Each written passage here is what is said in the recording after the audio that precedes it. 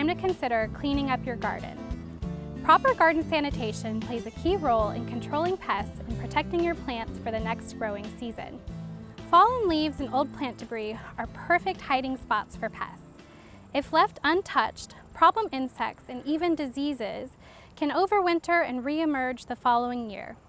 This can require what we consider a fall cleanup, or clearing away and discarding dead leaves, plant material, and other debris.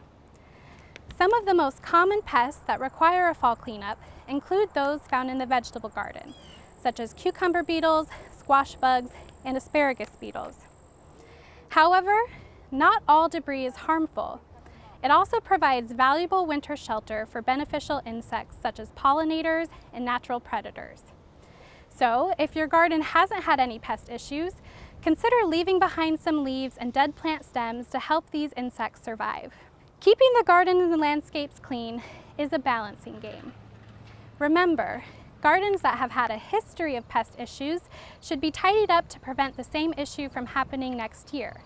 However, healthy and thriving landscapes can be left a little bit messier to keep the good bugs around.